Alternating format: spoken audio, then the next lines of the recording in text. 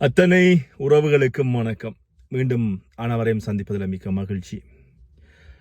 இன்று பாராளுமன்ற அமர்வுகளினுடைய இறுதி நாள்.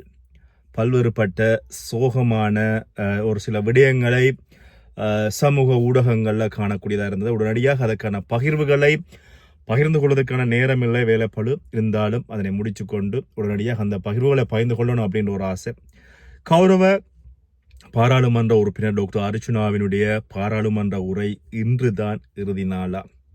இதுக்கு பின்னாடி என்ன நடக்கிறது, என்ன நடக்க போகிறது, இது சம்பந்தமாக என்னுடைய அறிவு கட்டிய வகையில் நானும் இதுவரை கௌரவ பாராளுமன்ற உறுப்பினர் டாக்டர் அர்ச்சுனாவை பின்தொடர்கிறேன் என்கின்ற வகையில் என்னுடைய கருத்துக்களை பகிர்ந்து கொள்கிறேன். உங்களுடைய கருத்துக்களை என்னோட பகிர்ந்து கொள்ளுங்க.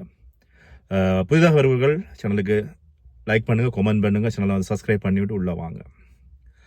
கௌரவ பாராளுமன்ற உறுப்பினர் டாக்டர் அர்ச்சுனா அவர்கள் இன்று பாராளுமன்றத்தில் தன்னுடைய உரையை நிகழ்த்தியிருந்தார். 3 தடவை இந்த உரை நிகழ்த்தப்பட்டது. அதாவது முதல் தரம் இந்த சுகாதார சேவைகள் சம்பந்தமாக சுகாதார அமைச்சரிடம் கேள்விகள் கேட்பதற்கு சந்தர்ப்பம் ஒன்று வழங்கப்பட்டிருந்தது. எதிர்கட்சி தலைவனுடைய சஜித் கட்சியினுடைய நெருங்கிய ஒரு பாராளுமன்ற உறுப்பினர் வழங்கப்பட்டது. அதில் எங்களுடைய வடபகுதியில் இருக்கின்ற இந்த நிதி நிலைமைகள் அல்லது வடபகுதியில் அமைக்க இருக்கின்ற கேன்சர் வைத்தியசாலையினுடைய அந்த நிதி மோசடி சம்பந்தமான கேள்விகள் கேட்கப்பட்டது. இதுக்கு பார்த்தீங்கன்னு சொன்னால் சுகாதார அமைச்சினுடைய பதில் பிரதி அமைச்சர் அதனை ஏற்றுக்கொண்டிருந்தார். இதில் உண்மையில ஊழல் இடம்பெற்றிருக்கிறது, அது சம்பந்தமாக நாங்கள் ஏற்றுக்கொள்கிறோம். இதுக்கான நடவடிக்கைகள் சரியான வகையில் நடக்கின்ற பொழுது அல்லது இதனை ஆதாரங்களுடன் நிரூபிக்கின்ற பொழுது நாங்கள் சரியான முறையில் இதற்கு நடவடிக்கை எடுப்போம் அப்படின்னு சொல்லி பிரதி அமைச்சர் சொல்லியிருந்தார். அதுக்கப்புறமாக கௌரவ பாராளுமன்ற உறுப்பினர் டாக்டர் அர்ச்சுனா அவர்கள் இன்னொரு விடயத்தை முன்வைத்திருந்தார். நான் இது சம்பந்தமான முறைப்பாட்டை ஊழல் ஆணைக்குழுவில் கொடுத்திருந்தேன், ஆனால் அதுக்கான விசாரணைகள் இதுவரை இடம்பெறவில்லை அப்படின்ற ஒரு விஷயம் இங்கே பேசப்பட்டது. அதுக்கப்புறமாக இன்னொரு விடயம் பேசப்பட்டது.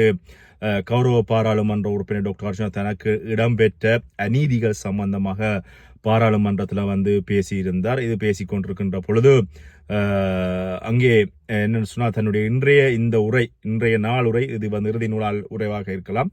இதுக்கப்புறம் நான் வருகிறேனோ வரவில்லையோ தெரியவில்லை. ஆனால் தனக்கு இடம்பெற்ற இந்த அநீதிகள், அது மட்டுமில்லாமல் தன்னை பாராளுமன்ற நாளில் இருந்து இன்று வரை அடக்குமுறைகள், இந்த 159 பாராளுமன்ற உறுப்பினர்களும் தன்னை எப்படி பழி வாங்கினார்கள், அது மட்டுமில்லாமல் சபை நாயகராக இருக்கிற விமல்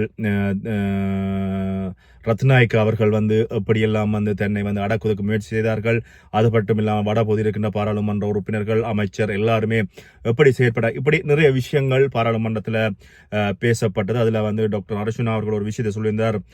தன் மீது சுமத்தப்பட்டிருக்கின்ற ஒரு புகார், அதாவது இந்த 26ஆம் தேதி இந்த வழக்கு வருகிறது. அதாவது வழக்கு என்ன அப்படின்னு சொல்லி பார்த்தீங்கன்னா, நொமினேஷன் பாராளுமன்ற தேர்தலில் நொமினேஷன் போடுகின்ற போது டாக்டர் அர்ச்சுனா அவர்கள் வைத்திய சேவை அரச சேவையில பணியில இருந்தார் அப்படின்ற ஒரு போலி குற்றச்சாட்டு. ஆனால் இதற்கான ஆவணங்கள் அத்தனையுமே கௌரவ பாராளுமன்ற உறுப்பினர் டாக்டர் அர்ச்சுனா அவர்கள் 2 தடவைகள் வழக்கு விசாரணைக்கு வந்திருந்தது. அந்த விசாரணையில முன்வைத்திருந்தாங்க. ஆனாலும் அதையும் தாண்டி 3வது தடவை எதிர்வருகின்ற 26ஆம் தேதி இந்த விசாரணை எடுத்துக்கொள்ளப்படுறது. இதுல டாக்டர் அர்ச்சுனாவினுடைய அத்தனை ஆவணங்களும் சரிபார்க்கப்பட்டாலும், ஏன்னு சொன்னால் டாக்டர் அர்ச்சுனா அவர்கள் சிறையில் இருக்கின்ற பொழுது அவரை வைத்தியசாலை சேவையிலிருந்து இடைநிறுத்தியிருந்தாங்க. அதற்கான ஆவணங்கள் எல்லாமே சமர்ப்பித்திருந்தனர். ஆனால் இந்த பாராளுமன்றத்தினுடைய அமர்வுகளை பொறுத்தவரை டாக்டர் அர்ச்சுனா அவர்கள் பெரிய ஒரு சிக்கலாக இருக்கிறார் ஆளுங்கட்சியினருக்கு. என்ன சொன்னால் அவ்வளவுக்கு அவ்வளவு கேள்விகள் கேட்கப்படுகிறது, அவ்வளவுக்கு அவ்வளவு பிரச்சனைகளை முன்வைக்கின்றார். ஆனால் யாரிடம் எந்த பதில்களும் இல்லை.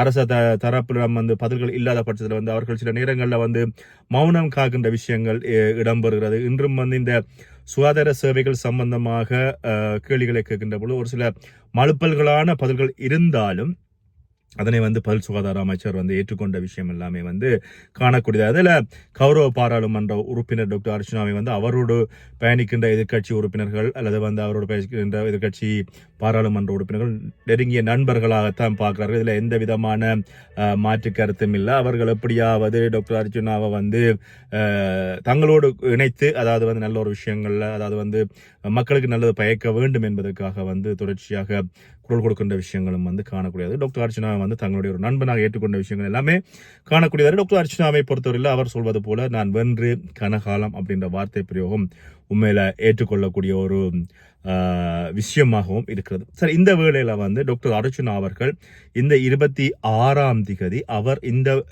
பாராளுமன்ற உறுப்புரிமையை துறந்தால், என்னன்னு சொன்னால் இங்கே வந்து பார்த்தீங்கன்னா எப்படியாவது இந்த ஆளுங்கட்சியினர் கௌரவ பாராளுமன்ற உறுப்பினர் டாக்டர் அர்ச்சுனாவை வந்து பதவியிலிருந்து நீக்குவதற்கு தான் முயற்சி பண்ணுவார்கள். அவருக்கு வந்து பதவி நீக்கி விட்டோம்னு சொன்னால் பாராளுமன்றத்தில் வந்து அவருடைய கெடுபிடி குறைவாக இருக்கும். அதனால வேறொருவரும் வந்து தங்களை வந்து எதிர்த்து பேச மாட்டார்கள் அப்படின்ற ஒரு தன்மைக்காக அவரை பாராளுமன்றத்திலிருந்து வெளியேற்றுவதற்காக எப்படியாவது அதனை முயற்சி பண்ணார்கள். ஆனால் அவர் பாராளுமன்றத்திலிருந்து வெளியேறினால் அந்த இடத்தை நிரப்புவதற்கு சகோதரி கௌசல்யா வருவாங்க. அங்கேயும் கௌரவ பாராளுமன்ற உறுப்பினர் அவர்களுடைய குரலாக கௌசல்யா ஒழிப்பார் அப்படின்றதுல வந்து எந்த மாற்று கருத்தும் இல்லை. அதை வந்து நாங்கள் ஏற்றுக்கொண்டேதான் ஆகணும் சொன்னால் அவர் டாக்டர் அர்ச்சுனா அவர்கள் செயலாளராக கௌசல்யாக இருந்தார் சொன்னார். டாக்டர் அர்ச்சுனா என்ன சொல்கிறாரோ அதுதான் அங்கே வந்து வெளிவரப் போகிறது. ஆனால் கொஞ்சம் அந்த தொனி, அதாவது வந்து பார்த்தீங்கன்னா டாக்டர் அர்ச்சுனா அவர்கள் கதைக்கிற தொனியும் கௌசல்யா கதைக்கிற தொனியும் வித்தியாசப்படும். ஆனால் கருத்து வந்து ஒரே கருத்து தான் வரப்போகிறது. இது ஒரு புறம் இருக்க, டாக்டர் அர்ச்சுனாவை இந்த பாராளுமன்ற அமர்வில் இருந்து அல்லது பாராளுமன்ற உறுப்பினரிலிருந்து அவர்கள் வெளியேற்றுவார்களாக இருந்தால் அடுத்த கட்டமாக கௌரவ பாராளுமன்ற உறுப்பினர் அடுத்த பாராளுமன்ற தவிர்த்து அடுத்த முதலமைச்சர் தேர்தலை வந்து எதிர்கொள்வார். இந்த முதலமைச்சர் தேர்தலை எதிர்கொள்கின்ற பொழுது கௌரவ பாராளுமன்ற உறுப்பினர் டாக்டர் அர்ச்சுனா அவர்கள் வெல்வதற்கான அத்தனை வாய்ப்புகளும் இருக்குது. என்ன காரணம் அப்படின்னு சொல்லி பார்த்தீங்கன்னு சொன்னா, டாக்டர் அர்ச்சுனா அவர்கள் இந்த வைத்தியத்துறையில இருக்கின்ற பொழுது மக்களுக்கான ஊழல்களை வெளியில கொண்டு வருவதுதான் நோக்கமாக இருந்து அவர் வெளியில வந்தவர். ஆனால் அவருடைய வைத்திய தொழிலை மறந்து மக்களுக்காக சேவை செய்கின்ற பொழுது அவருக்கான வாக்கு வீதம் வந்து பார்த்தீங்கன்னா இந்த மாகாண சபை தேர்தலில் அல்லது எதிர்வருகின்ற மாகாண சபை தேர்தலில் டாக்டர் அர்ச்சுனா அவர்கள் போட்டியிடுகின்ற பட்சத்தில் எப்படியாவது அதுக்கான வெற்றி வாய்ப்புகள் வந்து 199% அதிகமாக இருக்கிறது.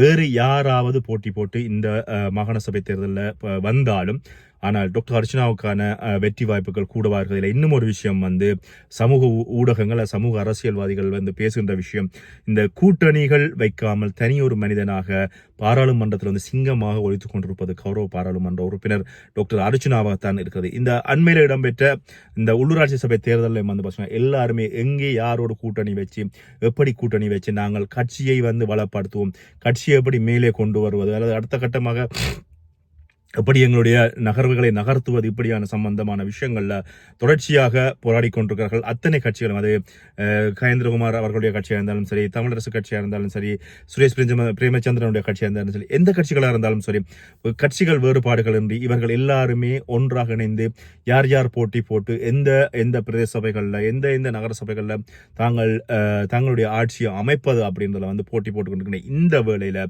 பாராளுமன்றத்தை தனியொரு மனிதனாக தனியொரு சிங்கமாக கௌரவ பாராளுமன்ற உறுப்பினர் டாக்டர் அர்ச்சுனா அவர்கள் கர்ச்சித்துக் கொண்டிருப்பது அல்லது அந்த 159 பாராளுமன்ற உறுப்பினர்களோடு போராடி கொண்டு இருப்பது அப்படின்றது தமிழ் மக்களுடைய பிரச்சனைகளை பாராளுமன்றத்தில் கொண்டு போய் சேர்ப்பது அப்படின்ற ஒரு பிரச்சனையில கௌரவ பாராளுமன்ற உறுப்பினர் டாக்டர் அர்ச்சுனா அவர்கள் தொடர்ச்சியாக இயங்கிக் கொண்டிருக்கிறாரு, தொடர்ச்சியாக கத்தி கொண்டிருக்கிறார். ஆனால் இதை வந்து பலர் புரிஞ்சு கொள்ளல. ஒரு சிலர் வந்து தாங்கள் என்ன மாதிரி இருக்கிறார்கள், தாங்கள் என்ன மனநிலையில இருக்கிறார்களோ அதை வந்து இன்னொரு மீது திணிக்கிறார்கள்.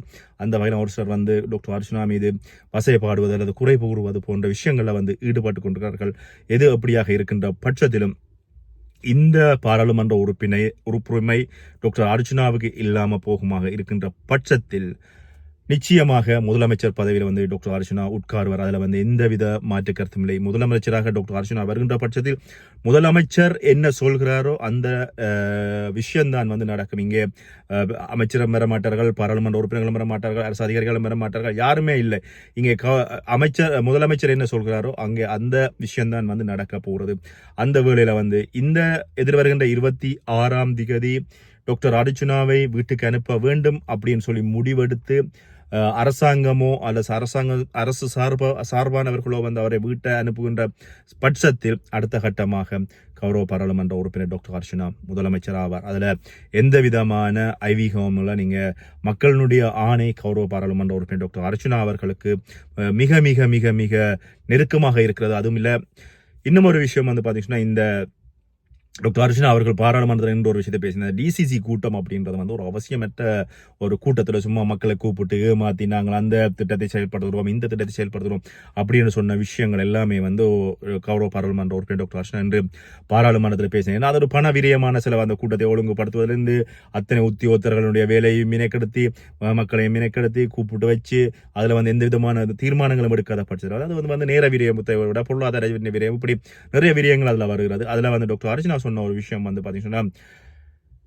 அதாவது நாளை இன்னொரு டிசிசி கூட்டம் நடக்கின்ற பட்சத்தில் டாக்டர் அர்ச்சனா நீங்க பாத்தீங்கன்னா இந்த பிரதேச சபை கூட்டங்கள் நிறைய கூட்டங்களை வந்து டாக்டர் அர்ச்சனா கலந்து கொள்ளல.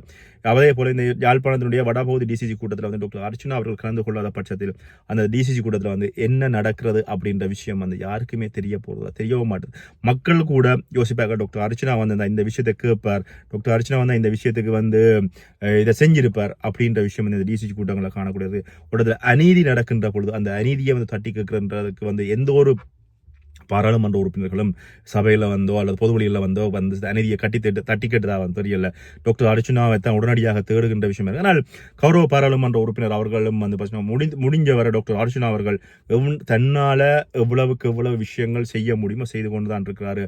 ஆனால் டாக்டர் அர்ச்சனாவை வந்து பகடக்காயாக பயன்படுத்தி விட்டு தூக்கி எறிகின்ற பலர் வந்து இருக்கிறார்கள். இதுக்கு வந்து நிறைய பேரை நான் உதாரணமாக சொல்லிட்டு போயிடுவேன். ஆனால் அது வந்து யாரையுமே நான் குற்றஞ்சாட்டிட்டு போகின்ற பொழுது அது வந்து தேவையில்லாத பிரச்சனைகள்ல வந்து நிற்கும்.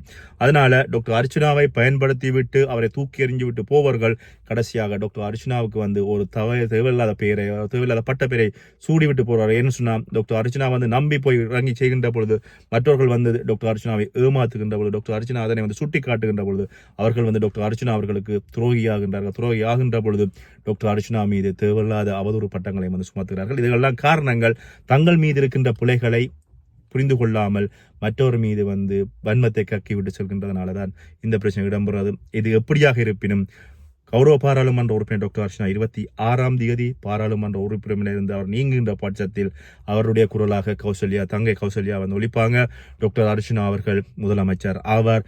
மக்கள் எல்லாருமே டாக்டர் அர்ச்சனா அவர்களை நெருங்கி தேடுகின்ற அல்லது இன்னும் டாக்டர் அர்ச்சனா மீது இருக்கின்ற ஆதரவு கூடுவதற்கான வாய்ப்புகள் இருக்குது அப்படின்னு சொல்லிக்கொண்டு மீண்டும் இன்னொரு வீடியோ சந்திக்கின்றேன். நன்றி, வணக்கம்.